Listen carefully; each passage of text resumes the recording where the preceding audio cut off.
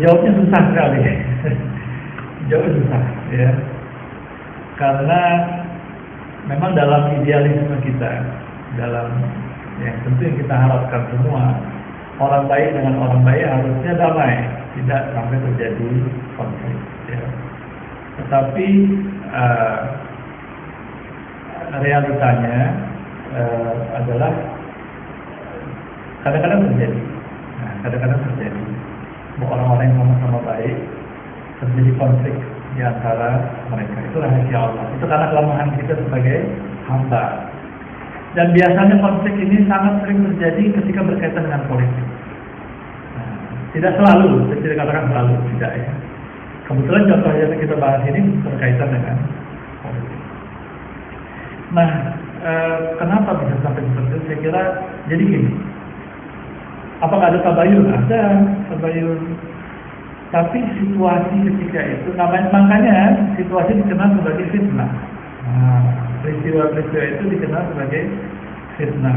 Terutama pada masa pasca Utsman ya, Sayyidina Utsman, pada masa Sayyidina Ali, itu dikenal dalam sejarah sebagai fitnah kubra. Apa maknanya fitnah? Maka dari Al-Quran dikatakan al-fitnah itu asyadu minal qatl. Fitnah itu lebih besar daripada pembunuhan. Karena begini, fitnah ini adalah fitnah itu ujian. Tapi juga dia bisa bermakna adalah satu keadaan yang membingungkan. Ya, satu keadaan yang membingungkan. Pada masa fitnah, pada masa terjadinya fitnah, orang sulit menentukan mana yang benar, mana yang salah. Itu fitnah. Susah sekali. Ya. Mana yang benar, mana yang salah. Apakah yang ini benar, yang ini mesti salah. Yang ini benar, yang si A betul, yang B mesti salah. B betul, A mesti salah. Atau dua-duanya benar, atau dua-duanya salah, dan seterusnya. Sehingga terjadi konflik. Ya, inilah yang disebut fitnah. Sehingga ketika terjadi fitnah kubra, para sahabat pun terpecah ke dalam 3 kumpulan.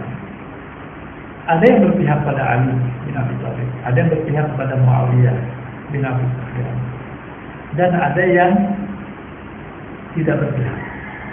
Ada yang berdiam diri, ya, tidak ikut kepada kedua kelompok.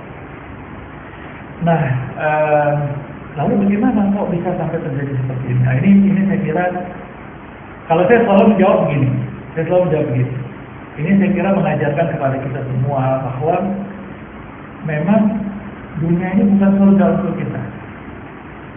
Dunia ini tempat ujian. Ya, dunia ini tempatnya ujian. Nanti surga yang betul, yang nggak ada permusuhan nanti di sana, di akhirat.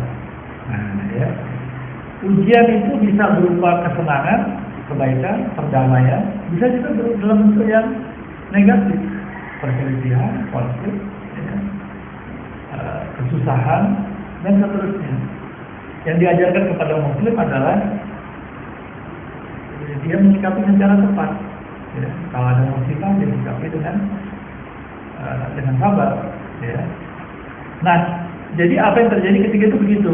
Jadi tidak simpel. Kalau sampai sekarang orang masih bergaduh. Kalau ada yang mau masuk ke situ kan masih ribut kan. Yang Syiah menghantam para sahabat. Ya. Ada sebagian yang Ahlus Sunnah menyalah-nyalahkan sebagian Ahlul Bait. Ya. Seperti Abu Sayyid Ali, kenapa berontak?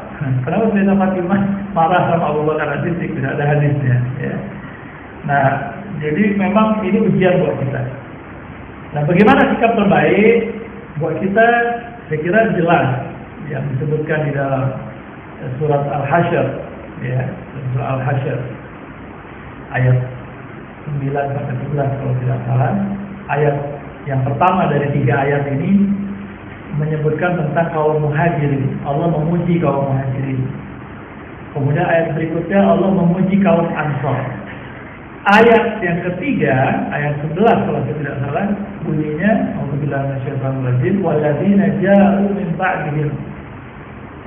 Orang-orang yang datang setelah mereka, setelah muhajirin dan ansor, yaquluna rabbana ighfir lana. Mereka berdoa, ya Allah ampuni dosa kami. Ya. Rabbana ighfir lana wa li ikhwanina alladziina sabaquna bil iman. Dan orang-orang yang sebelum kami mendahului kami dalam hal keimanan. Ya, wala taj'al fi qulubina ghil. Dan jangan jadikan dalam hati kami rasa dengki kepada mereka. Jadi tugas kita gimana? Kita doakan. Ada kadang-kadang konflik di antara mereka, kita doakan. Ya, jangan kita tahan usaha kita. Nah, dari mencela. Ya. Kita pelajari sejarah nggak apa-apa, tapi kita ambil pandangan yang lebih moderat, jangan ekstrim. Nah, ada pun konflik. Ada yang mengatakan begini, pertama saya jawab agak panjang karena ini penting. Ya. Ada sebagian orang Syiah misalnya mengatakan, bagaimana ini sahabat dikatakan mereka orang yang diampuni oleh Allah. Allah dan Rasulnya ridho pada mereka akan masuk surga. Kok ahli surga sama ahli surga berantem, bunuh-bunuhan? Bagaimana ceritanya? Ya kan?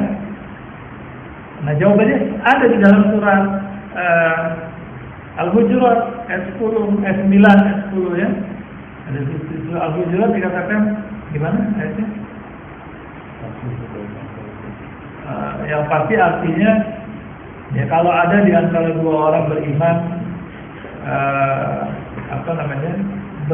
berperang, berselisih, berperang, maka damaikan. Ayat itu mengatakan dua kumpulan orang beriman yang berperang. Artinya ayat surat tadi tidak mengatakan kalau ada dua kumpulan berperang, yang satu mesti mukmin, yang satu mesti munafik. Ayatnya tidak bilang begitu. Ayat tadi mengatakan ada kondisi di mana dua kumpulan berperang dan dua-duanya mukmin. Itu sesuatu yang sangat mungkin terjadi. Nah, jadi kalau ditanya kenapa apakah ada tabayun? Ada upaya tabayun, tapi keadaannya terlalu complicated, very complicated. Jadi akhirnya terjadi juga peperangan, ya. Nah, akhirnya dimenangkan oleh salah satu pihak, tapi terus diselesaikan. Sayyidina Ali setelah kalah pihak Aisyah radhiyallahu anha dalam perang Jamal, Sayyidina Aisyah diperlakukan dengan baik oleh Sayyidina Ali. Ada orang-orang yang mengatakan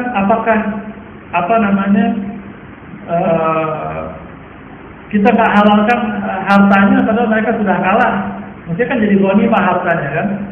Kemudian ditanya sama Sayyidina Ali, siapa yang mau di antara kalian yang mau mengambil Aisyah sebagai budaknya? Ditanya begitu, mereka diam semua. Ini Ummul Mukmin, itu mau ambil jadi budak. Ya. Nah, jadi di antara hikmahnya terjadi pada masa itu adalah kita jadi bisa belajar bagaimana orang sahabat seperti Sayyidina Ali menyikapi peristiwa itu, dan juga beberapa sahabat yang lain. Saya kira ini di antara hikmah. Nah, jadi itu yang berlaku. Lalu bagaimana akhirnya, kalaupun ada terjadi di antara orang-orang yang kita lihat baik ini terjadi konflik sampai akhir hayat mereka, tidak tertutup kemungkinan Allah yang tahu rahasianya, kita tidak tahu, tidak tertutup kemungkinan di akhirat Allah damaikan.